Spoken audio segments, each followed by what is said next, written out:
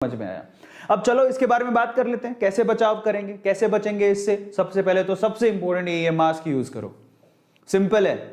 और मैं आपको थोड़ी देर पहले पता है एक बात बोल रहा था, मैं क्या कह रहा था, आगे आने वाले समय में कोई भी वायरस आए, मैं आपको एक तरीका बताता हूं, आप किसी भी वायरस से बच जाओगे। वायरस बाद में आएगा, पता नहीं कब आएगा, और वायरस की वैक्सीन जो है उसको बचाने वाली वैक्सीन तो और भी बाद में आएगी। लेकिन एक चीज है जो आपको हमेशा बचा सकती है, और वो है दो चीजें इनफैक्ट कहूंगा। पहला तो मास्क को अब से अपना ड्रेस कोड बना लो। अब जब भी बाहर निकलो मास्क पहन के निकलो, लोग चाहे कुछ भी कहें। ट्राई टू अंडरस्टैंड, मास्क के बिना बाहर मत निकलिए, और ये चीज आपको डायरेक्टली बचाएगी वायरस से। इसके अलावा ये किसी भी तरह के वायरस और फंगस से आपको बचाएगा ही। तो मास्क को अपने शरीर का हिस्सा बना, अपनी बॉडी का एक पार्ट, मतलब ये जैसे आप टी शर्ट पहन के बाहर निकलते हो, ठीक है, अपना पैंट पहन के बाहर निकलते हो, तो आप ये ठान लो कि मैं जब टी शर्ट पहनूंगा, पैंट पहनूंगा, तो मैं मास्क भी लगाऊंगा। ये मेरे लिए इंपॉर्टेंट हो जाता है, मैं ऐसे बाहर नहीं निकलूंगा। दूसरा सबसे पहले तो जिनको प्लांटेशन बहुत पसंद है, जिनको प्लांटिंग बहुत पसंद है, जो घर पे प्लांट वगैरह लगाते रहते हैं, तो वो मिट्टी के साथ ज्यादा कांटेक्ट में रहते हैं।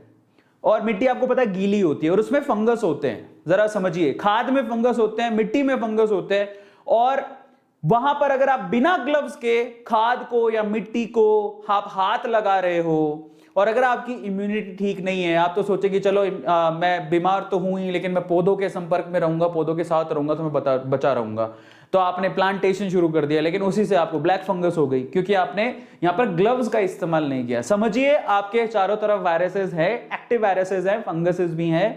इसके लिए बोला जाता है कि आप मास्क पहनिए, और अगर आप ऐसे कोई काम कर रहे हैं, प्लांटेशन वाला कोई भी काम कर रहे हैं, तो आप ग्लव्स जरूर पहनिए।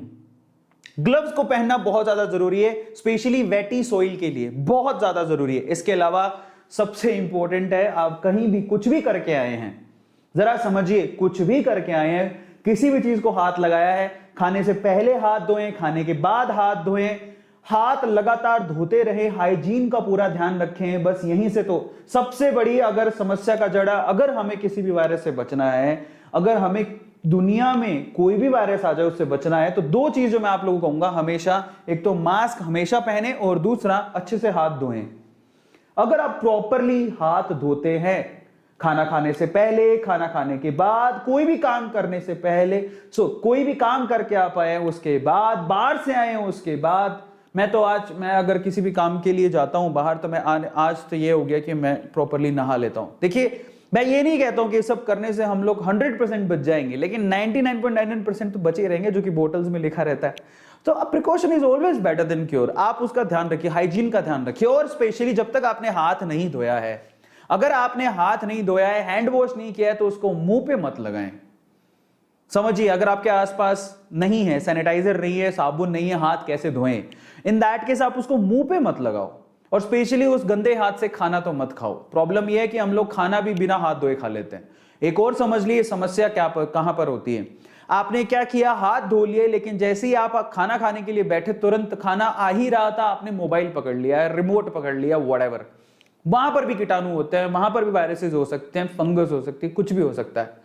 हालांकि ये फंगस वगैरह तो वेटी चीजों पर ज्यादा होती है, तो ऐसी पता नहीं वहां पर होगी कि नहीं होगी, बट वहां पर कीटाणु तो जरूर होंगे।